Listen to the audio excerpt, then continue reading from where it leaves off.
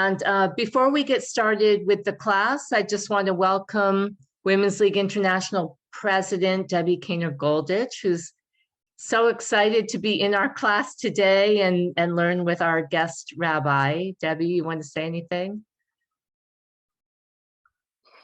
Thank you, Julia. I just want to say hello to everybody, and it's so nice to meet some of you that I have not had the opportunity to meet. I want to thank my friend Rabbi Cheryl Peretz for being with us and for accepting the opportunity to teach. And it's wonderful for me to have an opportunity to learn from you also. So thank you. Thanks, Debbie. And as Debbie mentioned, we are so pleased, excited to have Rabbi Cheryl Peretz teaching us tonight. We were able to learn from her. I did send out her bio, so I hope you had a chance to read that. But currently, she is Associate Dean of the Ziegler School of Rabbinic Studies out on the West Coast. Still not dark yet out there, maybe. So I am going to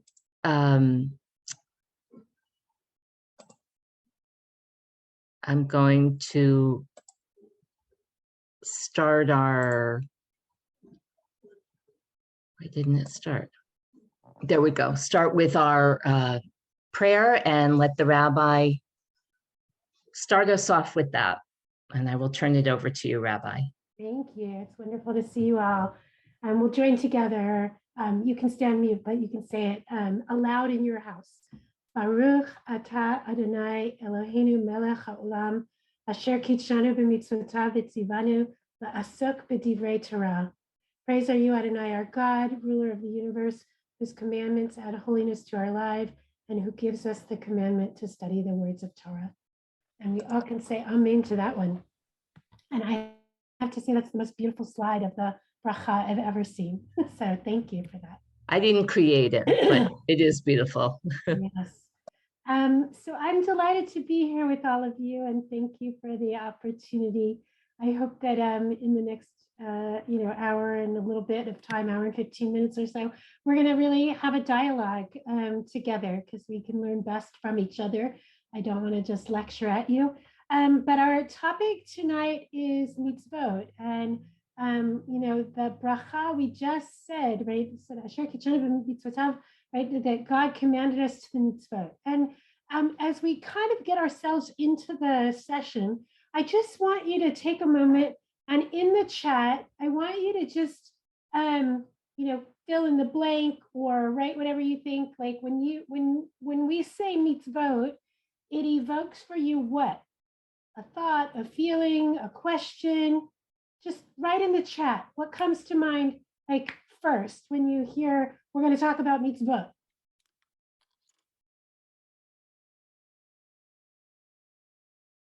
Good feeling or doing something for someone, good deeds, doing good, action, a lot of good deeds, a mitzvah.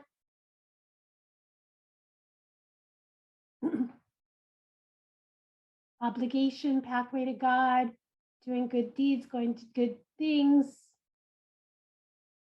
helping people, chesed, helping others, good deed, ethics. Wait a couple more minutes for people who might, like me, type slower.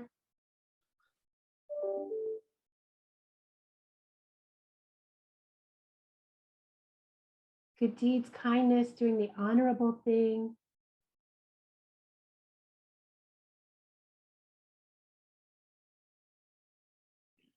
Commandments.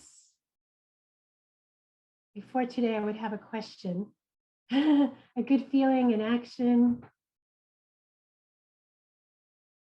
Anything else? One more minute. Anybody have anything last thing you want to add? When we think about mitzvot, the first thing that comes to your mind, comment, question, feeling.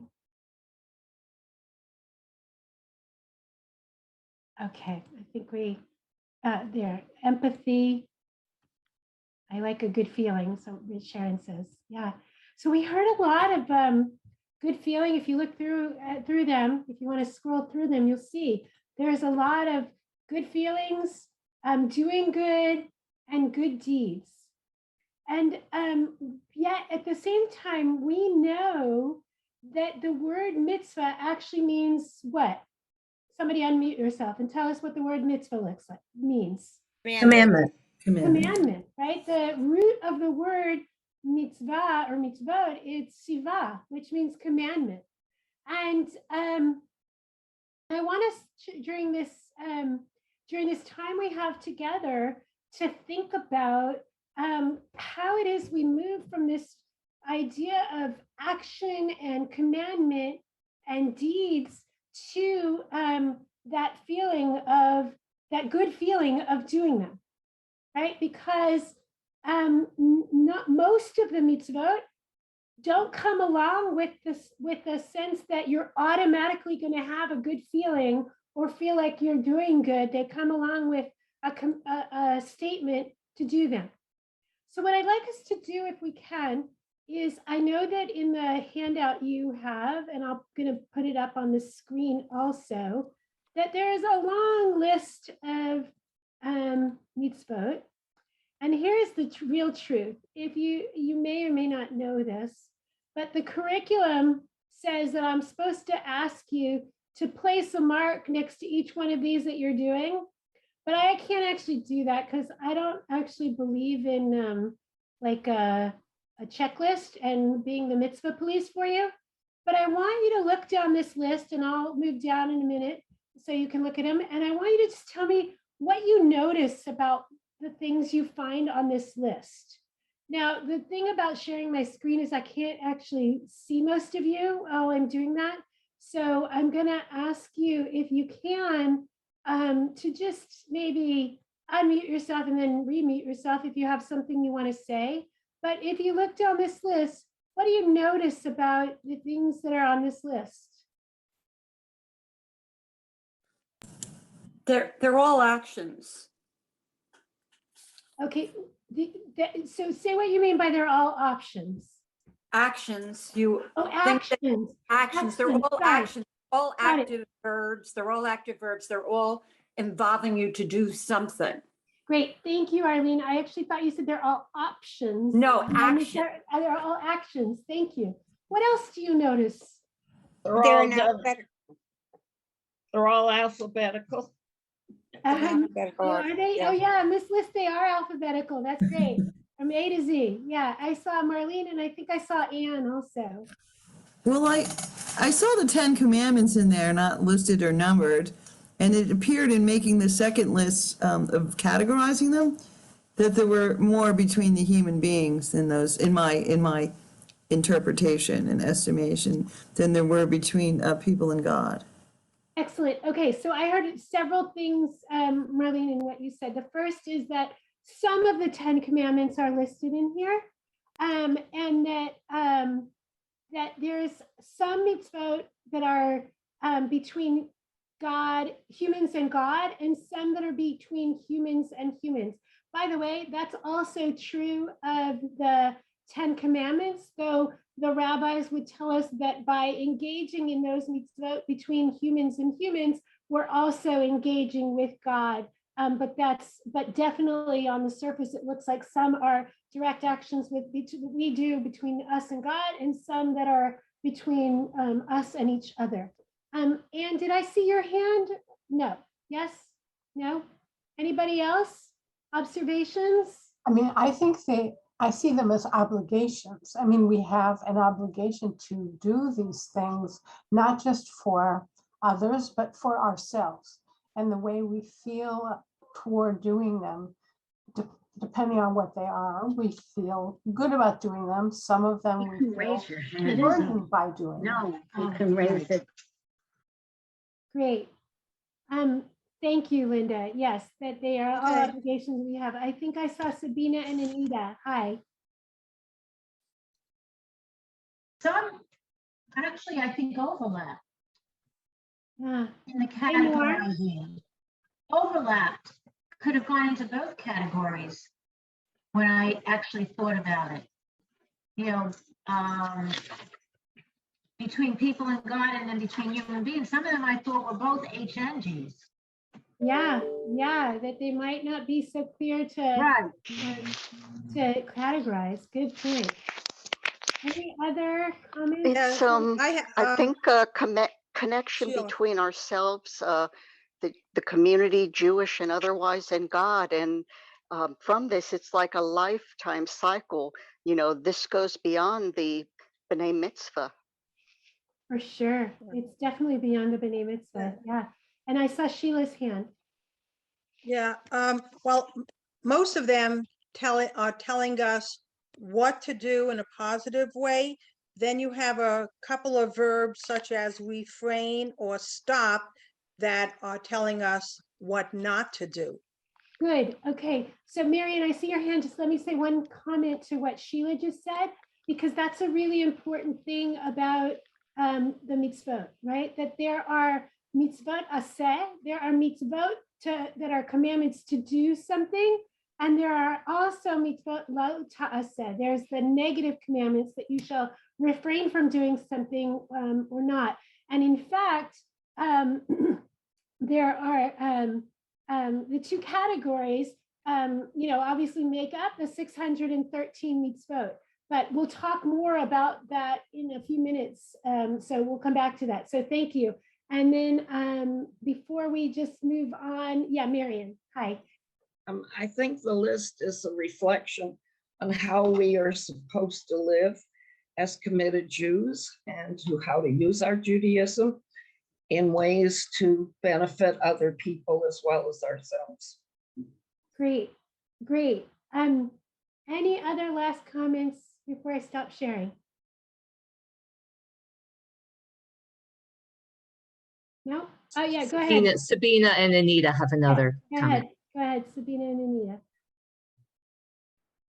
What is the difference between stop working on Shabbat versus refrain from gossip or refrain from eating pork and shellfish?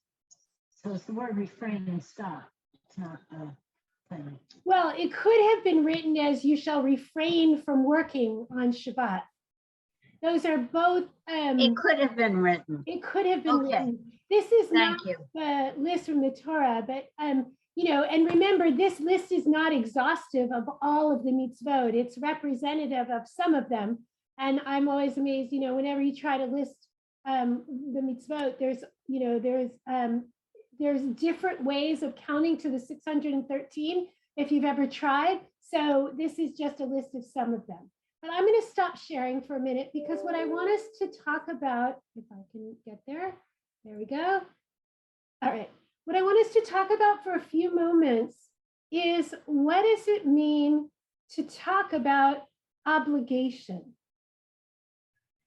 And what does that evoke for us?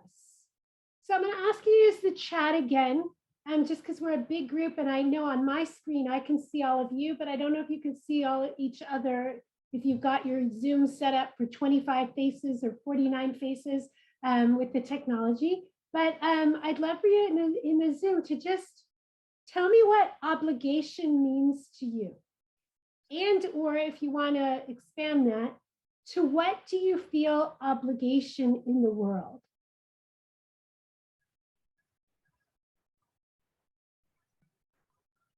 Okay, someone said something we must do, Jen. Obligation, morally driven requirement in life. Tikkun olam. An activity to do good. An obligation to make the world a better place by my action. To live ethically, protect the planet, and love thy neighbor. Things you have or feel you must do. Required to do, obligated to care for my family.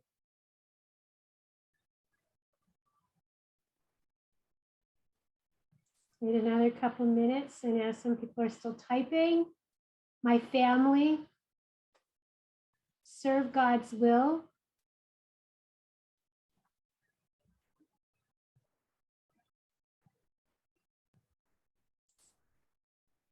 Pledge to proceed with a direction of action.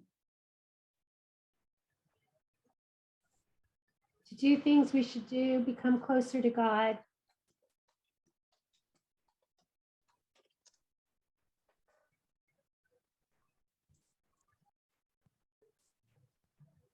All right, we'll see if anybody else has any. I want to ask you, how many of you, like me, grew up somewhere along the way with someone saying to you, whether flippantly or seriously, that the only things you have to do are pay taxes and die, right? Like, yeah, I see some shaking of the heads, right? Like, those are the things you didn't have a choice about, right? And yet our tradition, I think, is coming to almost be subversive about that. To say there are things that, that we understand we have to do. And here's the challenge that I want us to think about with that. Because I don't know about you, and this will be a little bit of a confession. I absolutely keep kosher, right? And yet when I think about it, when I think about doing good and ethics, sometimes I really worry about what does that mean in terms of human action versus what it might mean for the animals, or what it might mean for the ability to eat with other people. Whether that's because, well, this person doesn't trust my kashrut, or these people don't keep kosher, so can I eat in their home, right? There's lots of questions. And so I want us to really think about today what it really means to say obligation, right? What it means to say these are mitzvahs, right? Like, because yes, absolutely. Or eating in a restaurant with friends can also be a part of that same conversation. So for just a moment, we're going to split into smaller groups in a few minutes, but I want us to think about, what does it take to actually fulfill an obligation? It might take, it might be out of passion or desire, right? Like, so many of the things that people wrote were about feeling good, doing good, right? So there's a sense that we're going to actually feel something, or there's going to be an intention or a result of the action. But what else might, what else do you, like, does it mean to say, sorry, I'm just looking, Sharon, need to understand what the mitzvah means. Can you say more about that? Do you want to unmute yourself?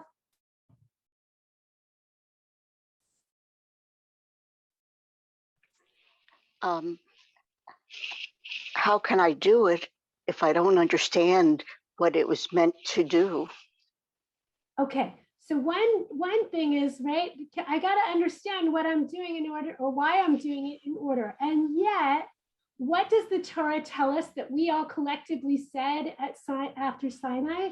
It says that we said, Na'aseh v'nishma, we'll do, and then we'll understand. So there's this tension about, do we need to understand first, or do we do it, out of some other sense of have to, right? I love this, that somebody wrote, that there is a fear of reprimand, of punishment for not doing. Although I have to say, it's hard to imagine that that's the God that we would believe in, that somehow is counting what we do and punishing us. But yeah, that's one of the ways of thinking about it. Let's see, Corinne says it's a huge difference between obligation and non-obligation. That's exactly where we're going to go with the next piece of our class together. So I'll tell you why, because I hate it when, say, like Orthodox people say women are not obligated to do the mitzvot, but that doesn't mean you're not allowed to. There's a difference. I think being obligated means you have to do it. But if you're not obligated, it's far more of a choice. yeah, so Is there a difference in conservative? Is it an obligation for the women as well as men as far as prayer? Well, okay, so hold on, time out for a second, because I don't want us to get too far for us on a tangent yet. from what we are assigned to do, because I want to be invited back and I don't want anyone to say I didn't cover the topic I was supposed to cover. However, I will tell you that's a great parking lot question, because the whole question of women in mitzvot is a lifetime of study and journey that is a favorite passion of mine, but really revolves around difference between words like obligation, permitted, exempt, and prohibited, right? Those words are used in the texts about various mitzvot, and the whole way that we as a movement got to where we are with women participating in time-bound mitzvot of prayer or talit or tefillin is because of the difference in those words. And depending on who you ask, Sharon, I'm just going to leave it at this because I want to move on to the next part. Depending on who you ask, whether it's then women can opt in or if women are obligated as are men. And part of that is based on the text that I want us to discuss in small groups. So Julia, will you get ready to divide us into, how many are we? We're about 37. So maybe into like 6 groups, but not to like give an introduction, okay? And how long do you want it for? I think we're going to be about 10 or 12 minutes. Okay. Okay. And if I have the ability to move between groups, that would be awesome. Because what I want us to do is I want us to spend 10 or 12 minutes discussing just, oops, I just stopped sharing again. Sorry, hold on. Can you see my screen? You can, right? Yes. Okay, so I want us to spend 10 or 12 minutes discussing this one line, right? In Hebrew, this is Gadol ha-mitzuvah ve'oseh, mimi she'eno mitzuvah ve'oseh. Great is the one who is commanded, they're referring to the mitzvot, and performs the commandments, than one who is not commanded and performs the commandments anyway. And what I want you to discuss, I believe you have this, do people have the handout sheets for today's session? Yes? Sorry, yeah, great. I see some people have them. So you have that text on there. And what I want you to discuss is I want you to discuss, what does it mean, right? I'm going to tell you a preview of what we're going to talk about as attention afterwards, so you can also talk about this, which is the opposite statement is also found in rabbinic text, that greater is the one who is not commanded and does than the one who is commanded and does. But I want you to talk about what it means to be commanded and do something versus what it means to not be commanded. Why would the rabbis say it's greater? What is it about this? And just kind of see where it takes you. And maybe in each group, you can find one person who's willing to keep a few notes to summarize the discussion in 2 minutes or less after we come back. Okay? So we'll see you in about 10 to 12 minutes.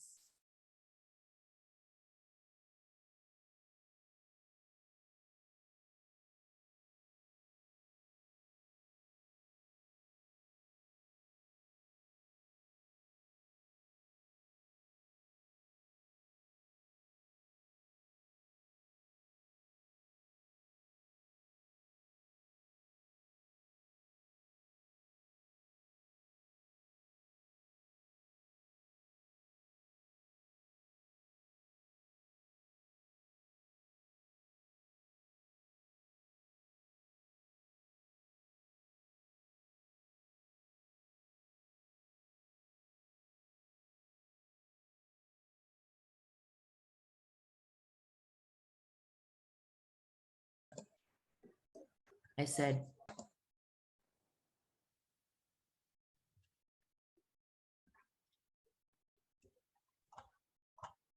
All right, I'm just going to stay here because we only have like 30 seconds. Okay.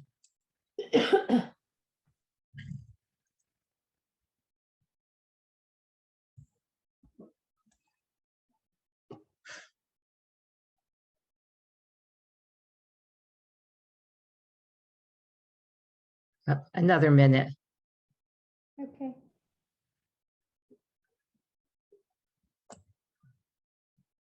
You're starting to come back.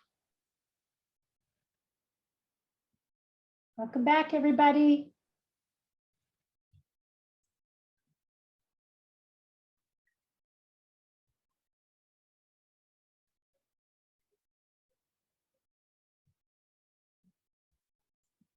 I'm just waiting for everybody to come back. Zoom gives you a 1-minute warning, as you probably know. So we'll have a few more seconds and then people will be back with us. I like the timer that you could see in the room. That was good. Isn't that great? I think that's the most time I've ever had in a little something like a chat room. Okay, you could see the countdown. That was good. Yeah, Well when you done, break Julia. out rooms, you have a choice to give it a time or to just decide when you want to bring everybody back. Yes. All right. And everybody's All coming back. coming back. Welcome back, everyone. All right. So I want to hear what you talked about. So who wants to share? Hopefully each group had one person that's going to just tell us really briefly what you talked about. Who wants to go first? Please, Arlene. You're on mute. Yeah. Okay, I'll go first because what our group talked about Hey, was, Arlene, sorry, just one thing. Feel free, if any of the groups say something, you have a question about it. I don't want us to blast anybody, but if you have a question you want to ask, put it in the chat while it's happening. Okay, go ahead, Arlene. Thank you. okay, I have to tell you that the group was a little confused about it all because we really needed the quote in front of us again. Because I'm sorry too, because I had initiated it with, I felt like the second part where you do things that you're not commended for are so valuable because they're coming from the heart, they're coming from within, they're not being self-imposed, they're coming from yourself. But then Ellen mentioned, but there was the one that says great is the one who is commanded, and it's not in front of the one that is not commanded. So I thought maybe when I read it initially, I thought it was great for either one of them, and feeling that the second one was the ones that were of not obligation. And so they were more meaningful. But then other people were saying, but if you do things that are fulfilled by God, then that truly is great. There were other discussions too. And if anyone else from the group wants to add in at this point, I feel very good about that. Because I didn't take notes. I wasn't really aware of. Yeah. That's okay. Anyone else have something to add from the group? Maddie, did you want to add anything? I wanted to add that we were very confused, and also if you don't know that you are performing a commandment, are you doing it if you're not aware that you are performing a commandment? If this is your nature to do good and to think good thoughts and to help people, you don't think of it as a commandment from God, but that's your nature. And this is the way you live. Yeah, now I see that the great is really referring to, so I'd like to see what other groups said, is really referring to the first one because of the than that's in the sentence, the than one who is not commanded. Oh, I don't think that we all felt that way. We couldn't get to the bottom of that, of what Great, perhaps thank you. From God, but thank you. Thank you. I want to go on to another group. I heard a big question I just posted in the chat that I heard this group asking. And feel free to put your own questions in. I'm going to leave the quote up here. I apologize. I thought it was in the handout that you had in front of you, and I apologize to the groups that may not have had it. But let's go to another group that wants to share what your conversation was briefly.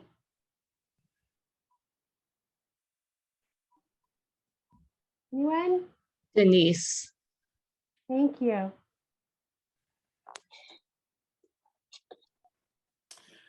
At the beginning, our group had a little bit of trouble with the word great being attributed to the person who performs the commandment, because they were commanded.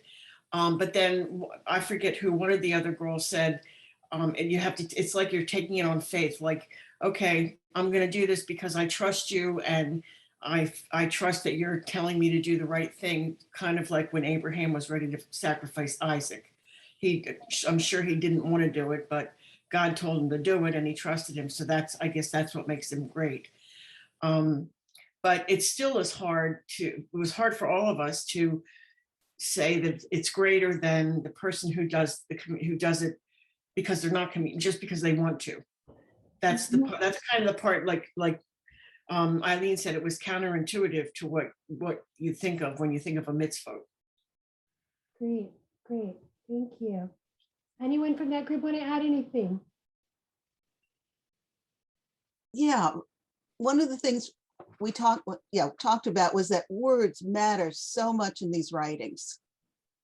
So that the importance of having great told you right away that that was the person that did it more. And we had, like I said, we had a little problem with that. But that person took it on faith. Didn't matter. They did it. Yeah. Yeah. And that's why they were considered better. Not that the other person wasn't bad and was doing it, but they decided themselves. Wonderful. That was part of our big discussion. Thank you. Okay, let's go to another group. I'm happy to go. Did you say my name, Rabbi? Yes, yes. Okay. Please, Well, we had some very interesting conversation. It's a delight working with the twins. I hope I haven't offended anybody. I don't know if there are any other twins in this group, and Shelley. But some of us in the group had the response that initially we thought that the second part was a higher or a better or a worthy aspirational role to strive for, and some did not feel that way. But the theme that seemed to emerge from the participants in our group was the concept and the idea of free will, choice, intention, or kavanah. Like one is making a decision to do this, and then the question becomes, why? Are we commanded to do this? Are we doing it because our parents did it? Are we doing it rote out of habit? Is it that we've been raised as ethically driven and morally active people?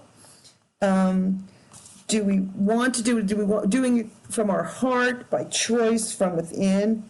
And then I didn't know if you were setting us up for a discussion about women's role later on because of the limitations in time-bound and time-sensitive obligations, where clearly we were joking that the 10 Commandments apply to everybody. You know, there's no gender and family role restrictions on that. But if a woman is with her child, you know, she can't run and drop and bring the baby with her to, you know, to the Torah for an aliyah or even for a minyan. So it was about intention, free will, kavanah, and anyone from the group, Anita, Sabina, or Shelley, want to add anything? Okay. Fine, Donna. I think that really speaks to it. Wonderful. Thank you. Oh. I think you captured it all. Yeah. Yeah, thank you. Another group want to share with us. Again, I put in the chat a big question. I heard the role of free will. I didn't write, but I keep hearing the question about women, and I'll have something to say about women in Mitzvah in a little while, because I think it just keeps swirling, even though I keep saying it's a parking lot question, but I can't leave it because you keep asking it. So Marianne, and then Ruth. Marianne, you want to unmute yourself?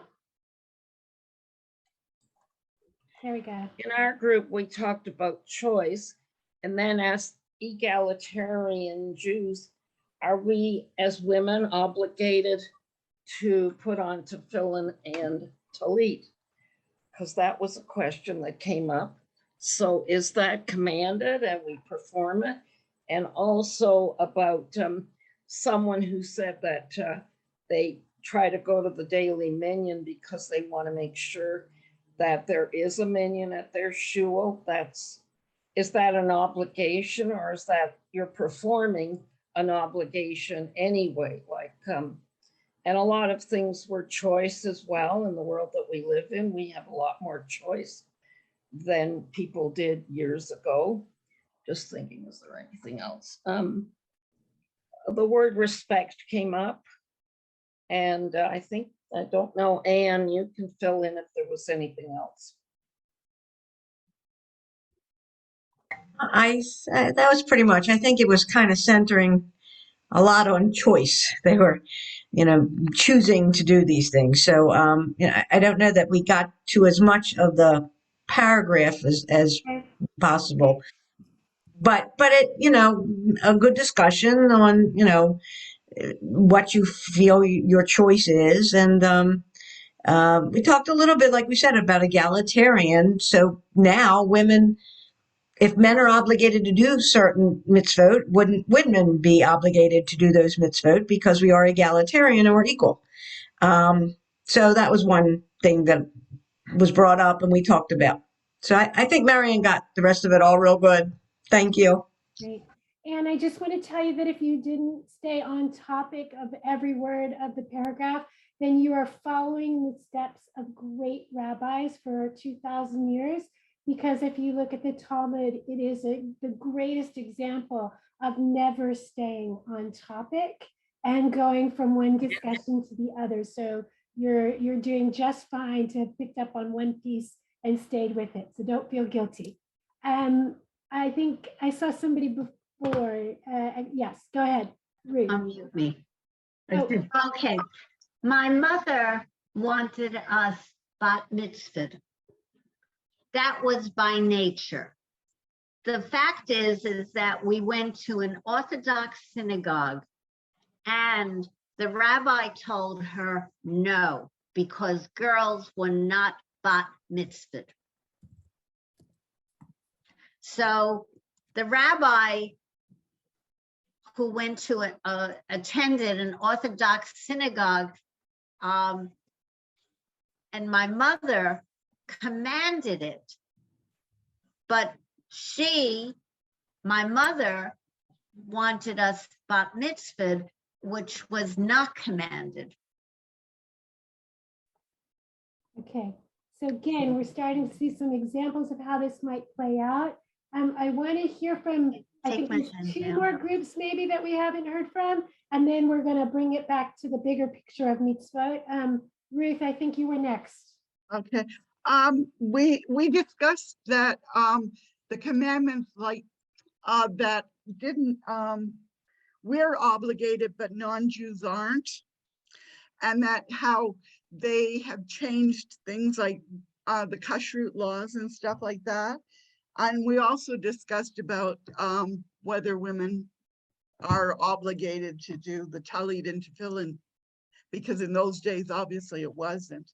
And also, but then we got to the mikveh, and we discussed that women are obligated to go to the mikveh, but the ultra-Orthodox men now go every day. So anyways, anything else for my group?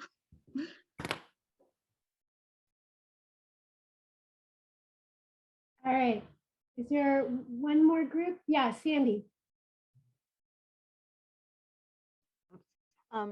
We pretty much, I think had similar ideas to, what has been discussed here. Some of us thought that not being obligated was more important. Others thought that, that being obligated was. We talked about the fact that being commanded and performing the commandments in Judaism in general provides a structure that a lot of people liked, that a good framework to work within it. And so we saw both sides of it. Again, we would have liked to have had the quote to kind of look to again, but we saw that both sides of it. it kind of reminded me of some of the things in Pirkei Avot where, studying Torah, in itself, or if it has, an ulterior motive, then that's not as good, or studying it, but studying it to teach is a bigger mitzvah. So kind of the dichotomy there a little bit is kind of what, it reminded me. So I don't know if anybody else, if Lori or anybody else in a group had anything to add, please do so. Right. And I would stress, thank you. I would stress what you said at the beginning, that we did find that it just seemed counterintuitive that if you're commanded to perform the mitzvah, that would be a higher level mitzvah than not being commanded and doing it anyway. And also that kids may need the structure as far as, and even adults may need the structure as far as not knowing really, or mostly kids, not knowing why you're doing it, but you need to do it. But then when you're an adult, I think you need to know why you're doing it, in my opinion. And also that one of the beauties of Judaism, two of the beauties are, and you pretty much said this, the ethical structure is so beautiful, but also one of the beauties of Judaism is you're really sort of commanded to question everything. And so, or at least we do all question everything anyway. So I think that's one of the beauties of the religion. Great. Thank you. Yeah, I see your hand, Jill. Can you unmute yourself? Our group didn't go, but I can speak for it, Please. We actually did the same thing. We needed the quote. Carol and I both had written half of it down, the same half. We should have coordinated. And I guess we saw it both ways. Somebody said, oh, that, how it was written, but I guess, and some of us had read it as the opposite, like that the person who did the commandment, who wasn't obligated, was greater. And we actually had a discussion about that we felt that was, I used the suggestion of the 11-year-old or 12-year-old that fasts on Yom Kippur, that they're not commanded to do that. But where somebody who's 15 is, I feel I think it's a greater mitzvah. And then we moved into also did a lot of discussion about tefillin and women's obligations. Are they obligated? And not just tefillin, obligated to do mitzvah, if it's in the conservative movement, why should it be, if men are obligated to do these things, shouldn't women? And the discussion went to, I spent 18 years at Ramat Darom as the nurse. And it always bothered my husband that the boys had to lay tefillin every day. It was a choice for the girls. And unfortunately, Ashira Konisberg was there in the beginning, and she was a good role model. Once she was gone, we had a lot of male people in her role, and the council, even wearing a talit on Shabbat, the girls would do it, after the bat mitzvah. But because the counselors weren't really doing it, the female counselors, they didn't have the role models. And then somebody mentioned USY, also pilgrimage, that their daughter went on, and said that they were told if they were going to lay tefillin during pilgrimage, they had to continue doing it, where I'm sure that wasn't said to boys. And knowing that I had two boys at Ramat Darom who wore their tefillin every day and came home and sat in the drawer until the next year. So I guess, is it all or nothing? Why can we pick and choose as males? Not pick and choose, but why is the obligations in the conservative movement for the boys and not for the girls? It should be all, basically, yeah, a lot of the same discussion that a lot of people had about women and girls. Great. Anybody else want to add anything? Carol, Dana, Matt, I don't know who else was there. Blank. Oh, Corinne. All right. I think it was, we all agreed that when you have the choice to do a mitzvah, it means something more than when you're commanded to do the mitzvah. That's the way we all felt. And then we brought up the time-bound mitzvot, and women are exempt from everything, but the one thing that we are supposed to do is a time-bound mitzvah. So there's the dichotomy that you read about in the Mishnah all the time, right? And then we wanted to know, was the author of this quote a male or a female? It's the Came to the conclusion it was a male. It's the Talmud, so of course it was male. But I just want to remind you that the opposite statement is also there in the Talmud as well, as I said. So the tension exists, and we're going to talk about what that tension is in just a minute. But I saw somebody's hand. Who did I see? Faye, was your hand up? No, I saw somebody's hand. I already said it. We wondered whether it was male. Oh, you were the one who said that. Okay, sorry. Okay, so what I want to do is, first of all, I just want to applaud you all. We did get through every group, right? I think so. I want to applaud you all for managing to read the mind of the slide, even though I thought you had the text and some of you didn't. So thank you for going along with that. And I promise you next time I'll make sure there's slides that you can actually take with you into the rooms. But I think you did a pretty remarkable job asking the question, because at the root of this is really a question of what does it take on our insides to fulfill a mitzvah, right? Because think about it. On the one hand, we're living in this tension of, and I'm going to tell you it through an example, right? The Midrash tells us, the rabbinic interpretation tells us that you should actually desire the pig. But we all know we're not supposed to eat the pig, right? But we're supposed to want to eat that pig. So what is it that it takes? What do we have to do? What's the inner work that has to happen to not eat the pig? Self-discipline. Self-discipline, overcoming that desire and actually saying, I would rather do this, but I'm going to not do it.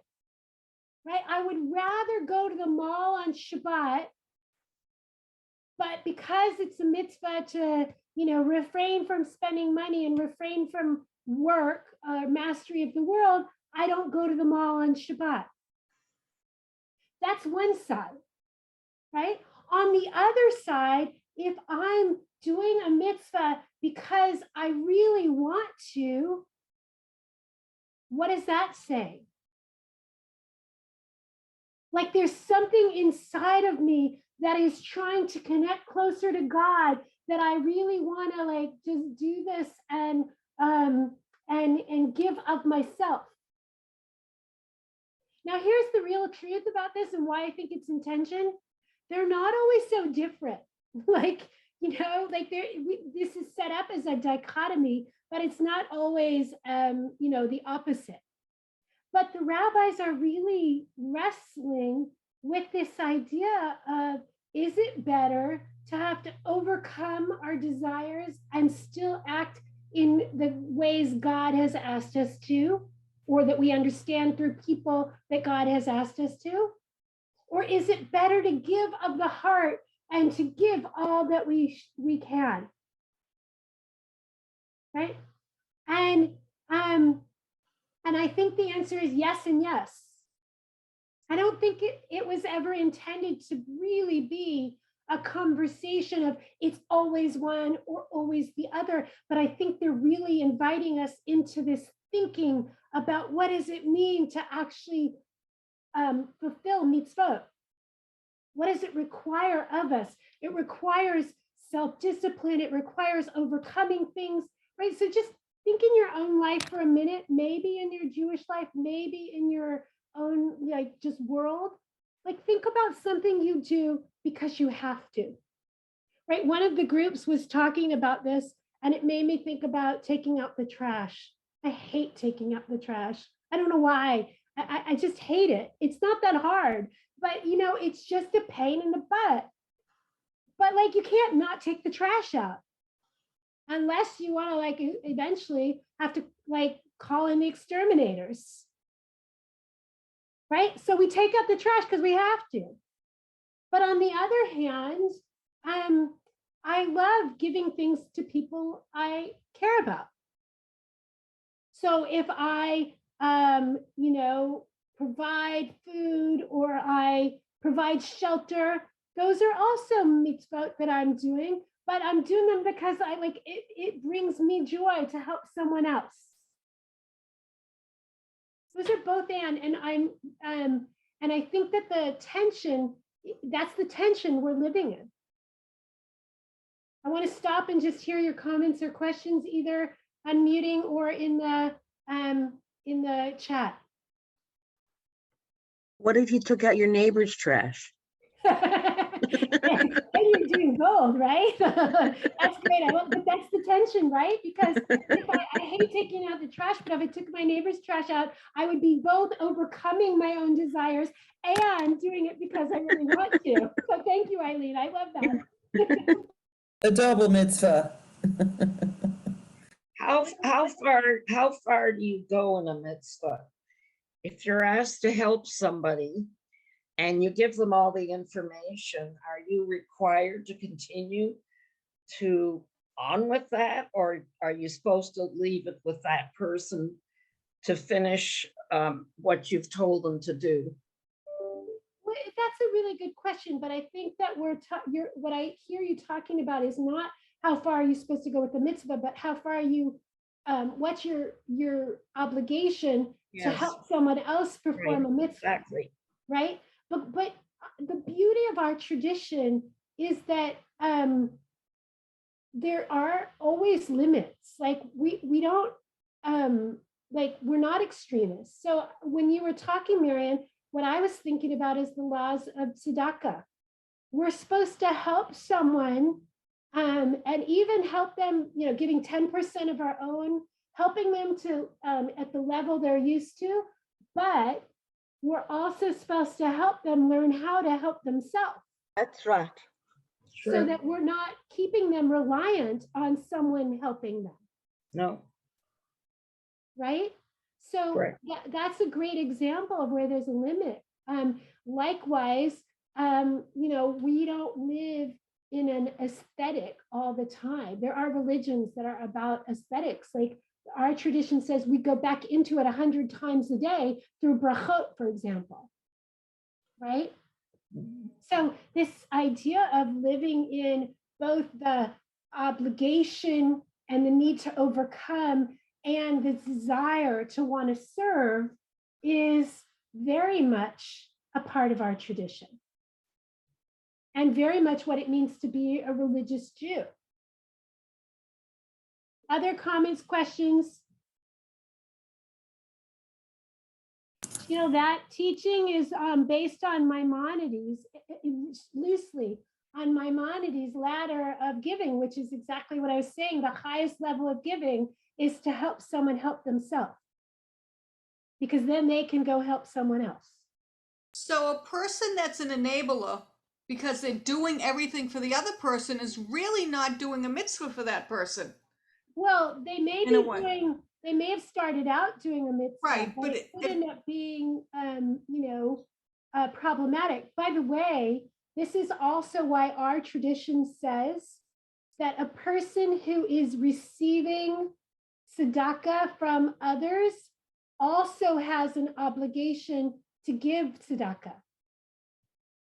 There's not a giver and a taker in our tradition, right? We all have the obligation to be part of the ongoing system. So I wanted just any other thoughts on this tension between overcoming our desires and wanting to serve with all that is in our hearts. I was just thinking, when you said tzedakah, immediately I think, writing a check, giving money or something. But you can give tzedakah in another form. You can give it by deeds, by help, by empathy. You can, so if you don't have the money, you can still certainly continue to do tzedakah. Absolutely. Absolutely. There are ways to help people that aren't just with money. Shelley, is that a hand? No. Okay. Yeah, Marlene, and then I want to move on. Just something about what you said. So the recipient of tzedakah is obligated to also participate in the giving, no matter at what level. So I guess that would make it more circular than linear. Yeah. It also helps us avoid a hierarchy, right? If I give because I feel great at being the one to give, But in some way that means I'm celebrating someone else's need to receive. And so our tradition is sort of equalizing us by saying we're all givers and we're all receivers. Very nice. So that's all part of that same tension. I wanna do one, as usual, we're not gonna have time for everything I had planned, but I feel like I can't leave you without thinking about this question of women in mitzvah, because it just came up too often and too much. And so I just want you to promise me that this won't be the only time you discuss this, because it's too big of a topic to really only give 5 or 10 minutes.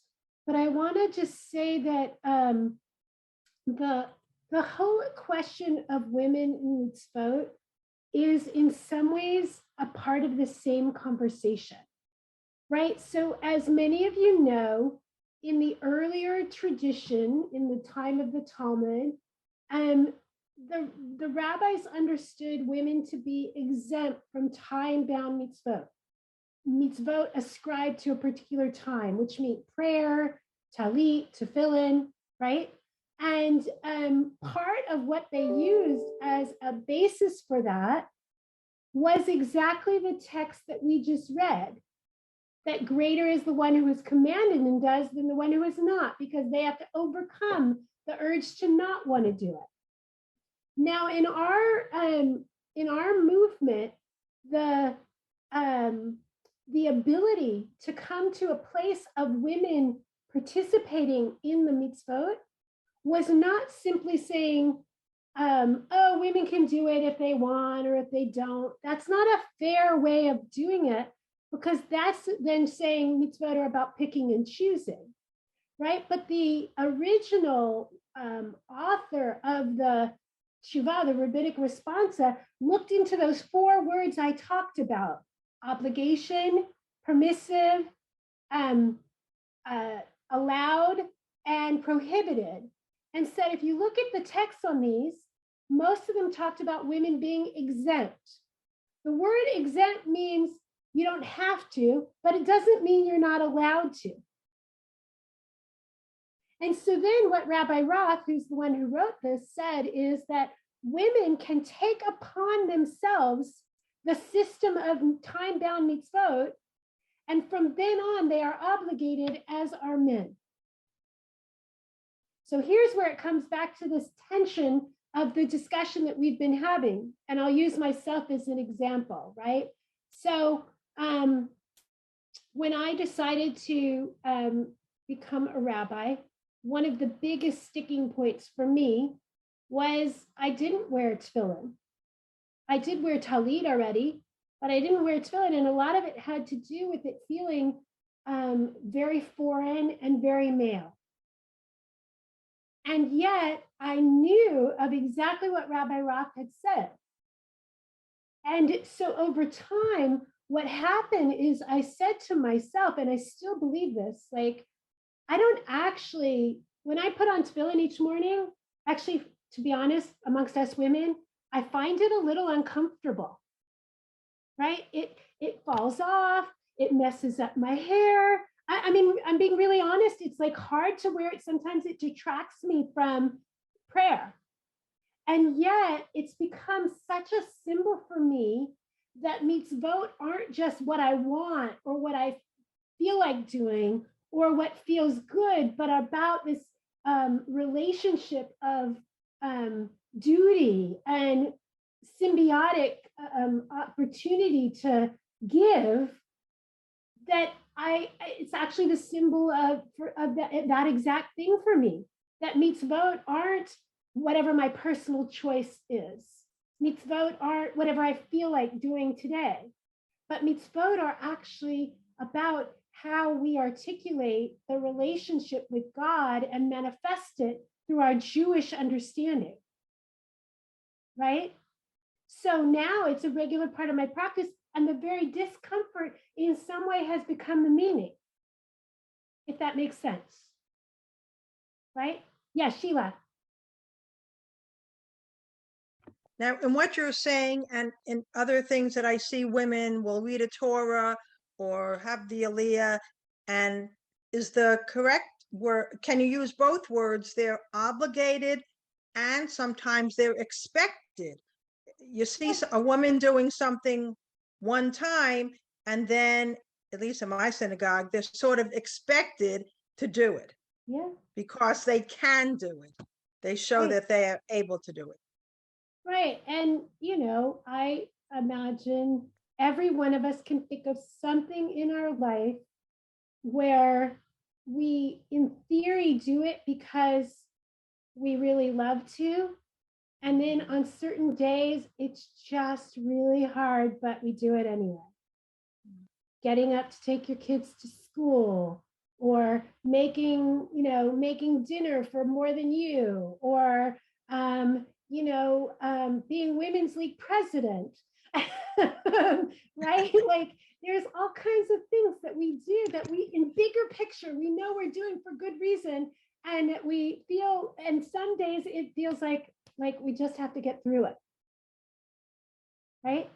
Or on the other hand, the things we do because, we feel an obligation to, somebody said about morning minyan, you feel this obligation to make sure there's a minyan. And some days you're not going to feel so great about going, but you try to go anyway. And at the heart of that, I'm going to share my screen one more time because I want us to think about one other text, because at the heart of it, what we're really doing, hold on, I got to get there so I can, what's going on here? Sorry. At the heart of it is another piece of tension, right? Mitzvot require kavanah versus mitzvot don't require kavanah. Somebody put this in the chat earlier, right? Do I have to have the intention in order to fulfill a mitzvah? So let me tell you a couple places where the tradition asks that question, and then we'll open it up a little bit, right? If I happen to, this is a true story from the Talmud. If I happen to walk by a synagogue on Rosh Hashanah and the shofar is blasting, but I didn't really have the intention of listening to the shofar, have I fulfilled the obligation to hear the shofar? Right? Another one I'll give you is, which I think is very prevalent in today's world. If I help people by giving time, money, by giving tzedakah in some sort of way, but I didn't know it was a mitzvah in the Jewish tradition, but I'm Jewish, have I fulfilled the mitzvah? It's interesting. I heard some shaking. I saw some shaking of the heads about the shofar example of no, and shaking of the heads yes for the tzedakah. So I saw the yes for the shofar too. Some people were shaking yes and some people were shaking no. Right? So does it require kavanah, intention, to fulfill a mitzvah? Or does it matter? And at the root of that, I believe, is what is kavanah.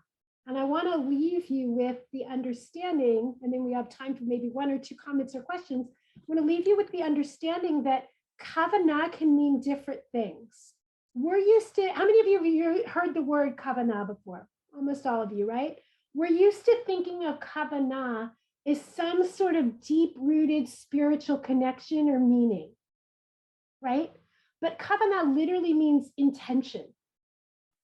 So one can be the kavanah of directing my heart. Yeah, right? Sorry, I'm going to, somebody asked to see the slide again. One can be the kavanah of directing my heart and feeling that real spiritual connection that we're talking about, right?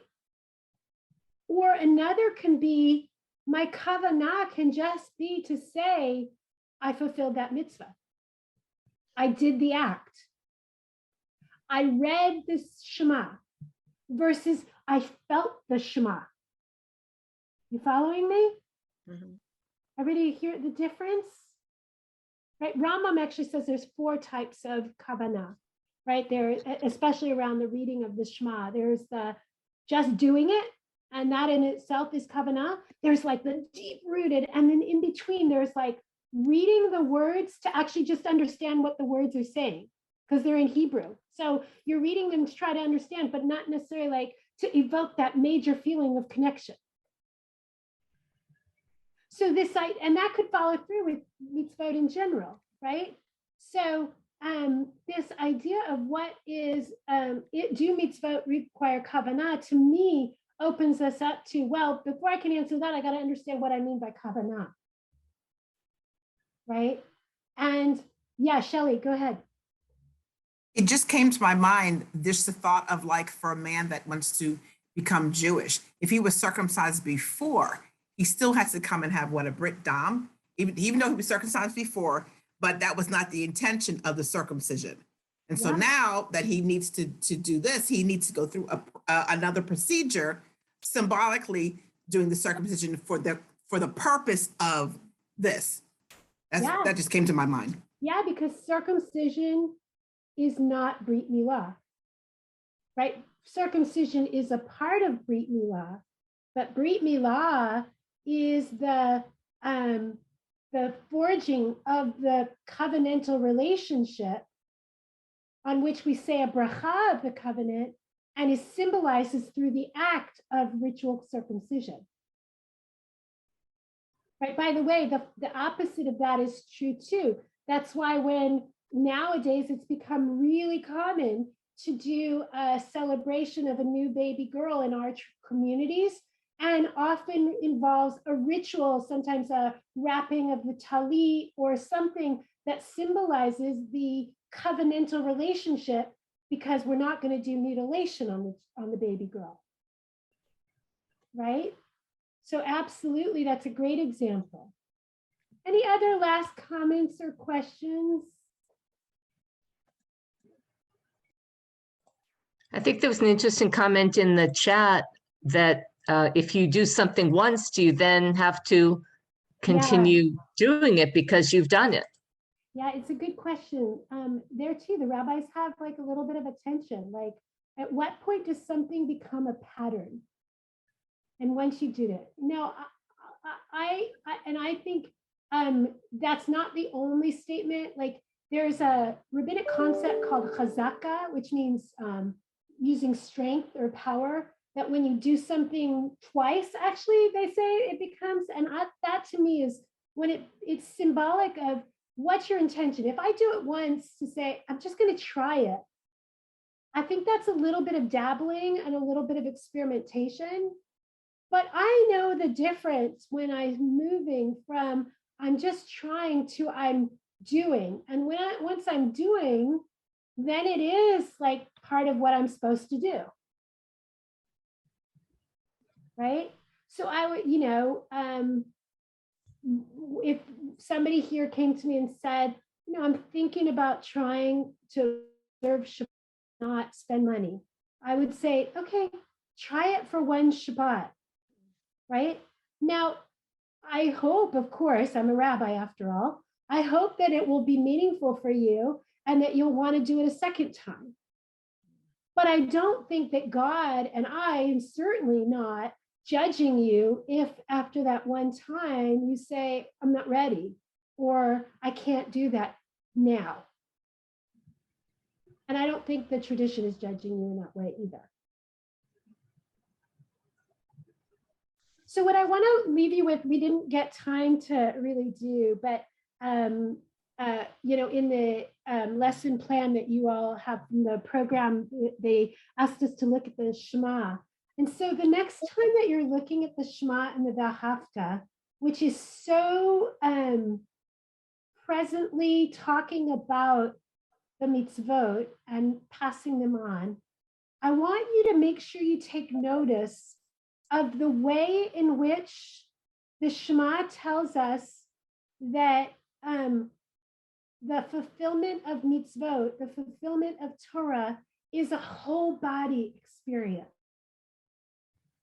Right? It's as we wrap our we take the corners of the talit and we cover our eyes so there's vision, and we're kissing, there's the mouth, right? There's all these things that we're doing that's a whole body experience, because this isn't a disembodied tradition, but rather the mitzvot are really designed to be a means to an end to help us feel closer to ourselves and closer to God. And I think we do that by really thinking about these ideas that we've been talking about today, about what does it mean to serve God? And how do I serve God from a place of desire? And how do I sometimes serve God out of a place of duty or obligation? And what does it mean to sometimes have a ecstatic religious experience? And what does it mean to sometimes just know I'm actually just doing the act because that's what Jews do? And all of that is part of who we are and part of what it means to live a life of mitzvah. So thank you all for learning and for sharing with me today. And I think we're going to end with Kadisha Rabbanan, or I don't know, Julia, if you have anything before that. Yeah, I just a couple of announcements. Thank you. First of all, thank you so much for joining us tonight and teaching us. It was really amazing. And I learned something every class. And if you could stay on for a minute after the class too. So just a couple of notes for everybody else. You know, we looked at that handout that talked about the mitzvot, and Rabbi said she wasn't going to go through and be the mitzvah police, and I won't either, but just think about as you go through this bat mitzvah journey, you know, over the next year and a half that we have left, are there mitzvot that maybe you haven't taken on that you would want to try out as you go along and move up that ladder? So that's all I will say on that. One other note that I had sent out in my email about the class, but there's going to be an article on this bat mitzvah class in the next New Outlook magazine. And so someone may be reaching out to some of you in the class. It won't be everyone. They can't have 40 people, unfortunately, in the article, but just so if you do get an email on that, please respond on it. Our next class is going to be January 13th. So you can put that down. And we're going to backtrack a little bit. We had Rabbi Lauren Tuckman come in and teach about Sukkot. And it was originally going to be about the Shalosh Regalim, the 3 harvest festivals, but we really focused on Sukkot because it was in September. And so now January, of course, is the perfect time to be learning about Pesach and Shavuot. So we're going to finish up those last 2 holidays. Ellen, any other announcements? You're still muted, Ellen. No, I know. Okay. Someday I'll learn. Actually, Rabbi Wolins Fields will be doing the next class. So for those of you who know her, great. And for those of you who don't, you'll get the opportunity to learn from her as well, which is a very, like tonight, and like so many of our classes, it's a real privilege to learn from these wonderful, wonderful women who have made us so proud. And at any rate, the other thing that I wanted to say was probably those of you who do hear from about the article and maybe some interviewing, we gave it pretty much everybody's name, but the woman who may be contacting you will be Wendy Greenberg. So if you hear the name, that's who she is, okay? And she's going to be writing most of these articles. So please feel free to, you may turn her down, but you're really adding so much more to the development of her article if you say yes. So there's nothing personal here. It's just mostly questions on why you're doing this class, what you hope to get out of it. Whatever she has will be things that we have probably talked about in some form. So it's nothing, it's nothing new. And the issue, the whole issue is about stories. So lots of different articles that all focus on stories. And it'll be your story, so it'd be nice if, you do participate. That would be great. I think that's it. Rabbi, thank you yet again We really, really appreciate this. Thank So there's no reading for the homework, and you actually have the handouts because I sent them out, but I will send them out again for the January class like I usually do. And Sabina or Anita, did you have a question? Rabbi, I have a question for you, and then I have in the reading, it said, and now that I'm thinking about it, I may have answered my own question. The Mishnah recognizes the sheer number of mitzvot in the Torah, traditionally understood to be 613, of which 297 are still capable of fulfillment. Would some of them be about killing animals and sacrifices and other things, maybe? Now that I'm thinking about that most sentence? Most of the ones that are no longer possible are about the temple. Anything Okay. the temple. And there's certain things around the land of Israel that are different. Right. I kind of had my own. Okay. The other thing is, since I moved to Riverdale and my sister became a member of Sisterhood last year, I have not received an Outlook. And I haven't received Should I speak it to either. Contact Debbie Goldich. May I answer that question now, please? Not Razel. Okay. So please do not call Razel. Okay. Well, I see Razel frequently. Riverdale. She's part of your congregation in Riverdale, yes. Yeah.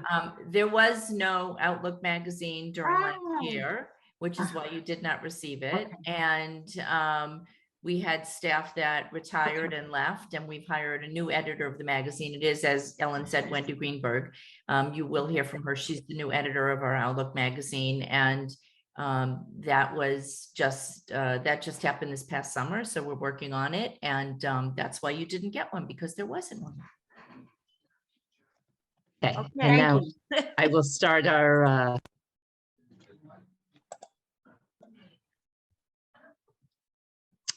why didn't that work? There we go.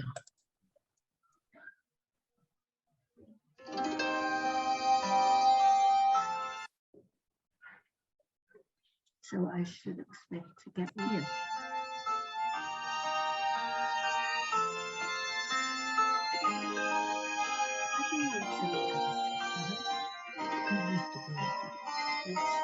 Used to get it. For our teachers and their students and the students of the students, we ask for peace and loving kindness, and let us say amen. And for those who study Torah here and everywhere, may they be blessed with all they need, and let us say amen.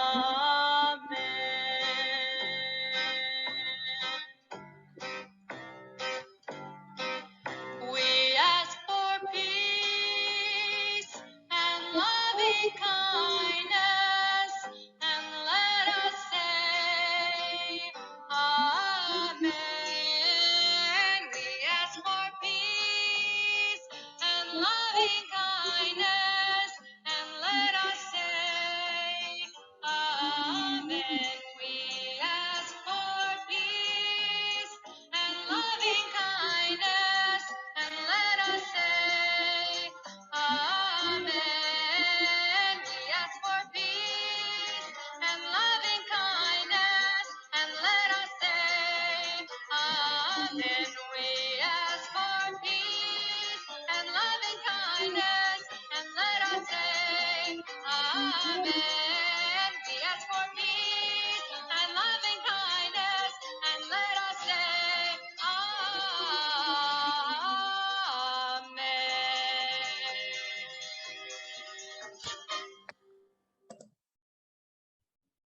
Oh, it's a great way to finish up.